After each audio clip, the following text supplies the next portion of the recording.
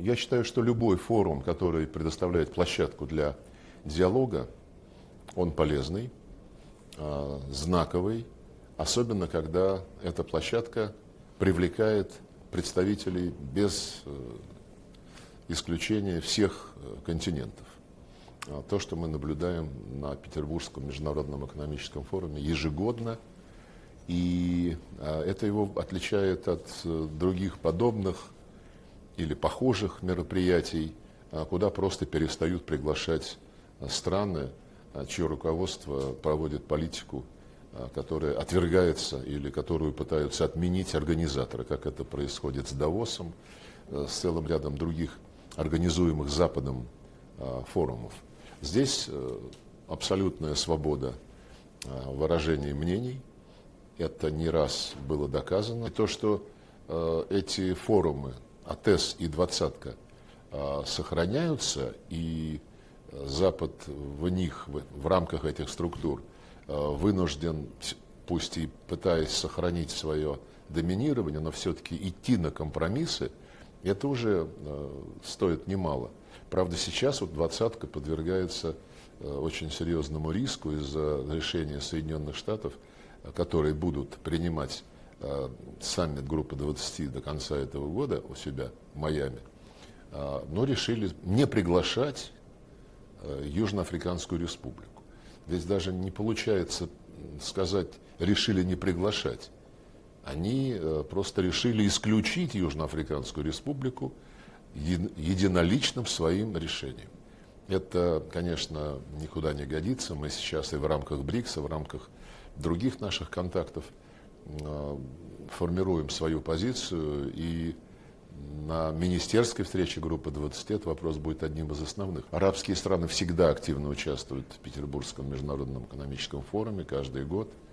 Здесь есть и другие представители Совета сотрудничества арабских государств Залива, в том числе Объединенные Арабские Эмираты очень достойно представлены и участвуют в дискуссиях. Другие наши партнеры из этого региона. В связи с упоминанием Залива, конечно, мы не можем игнорировать происходящее там в результате агрессии США и Израиля против Исламской Республики Иран.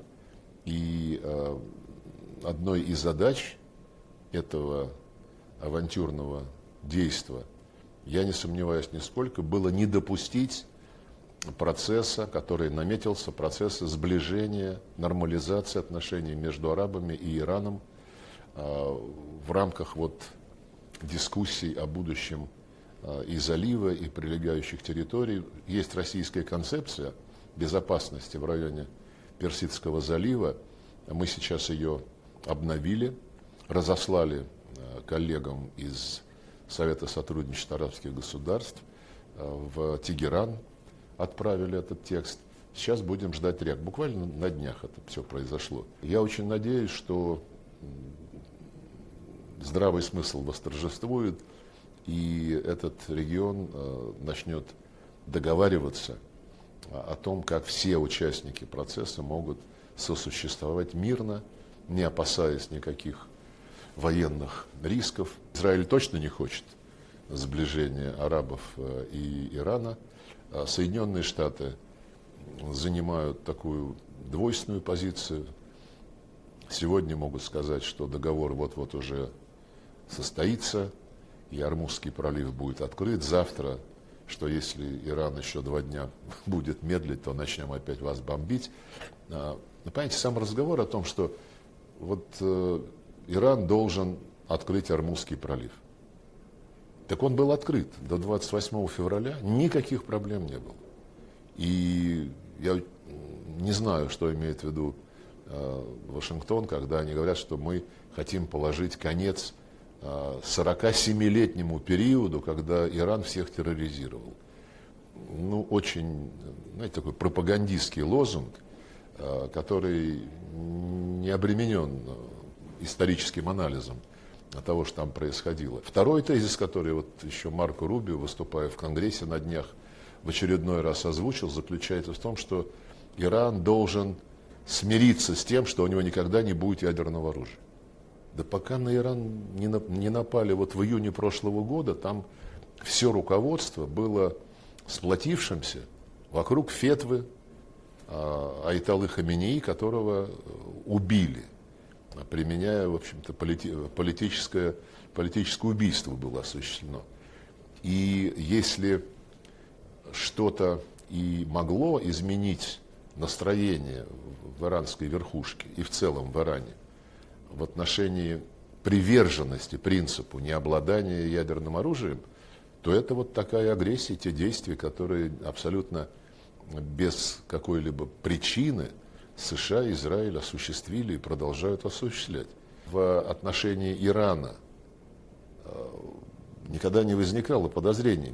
МАГАТЭ регулярно в своих докладах говорила, что нет признаков переключения каких-либо аспектов ядерной программы, энергетической программы Ирана на военные нужды. И до сих пор никаких свидетельств обратного никто не предъявил. Венесуэлу совершенно невообразимый сделали ход американцы. Такого я даже не припомню.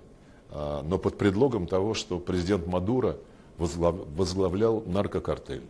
Как только его похитили, сразу объявили, что, знаете, в общем-то, тут у нас интересы в нефтяной сфере, и мы нефтяную индустрию Венесуэлы сейчас как-то подберем под себя и будем объяснять венесуэльским коллегам, как им поступать, кому продавать, кому не продавать. Про Иран все это вот, значит, начиналось, потому что Иран 47 лет продвигал международный терроризм. Очень быстро оказалось, что причина опять-таки была, на каком-то этапе же американцы выступили с инициативой, что Ормузский пролив контролировали 50 на 50, они и Иран. Это все опять про нефть, это все опять про энергетические рынки мира, но от этого испытывают неудобства и несут большие потери, в том числе и арабские страны. Это нам хорошо известно. Да, сейчас будут искать обходные маршруты, будут строить новые трубопроводы, но это все капиталовложения, это все затраты, а естественные пути, которые долгие десятилетия всех устраивали, сейчас вот под огромным риском.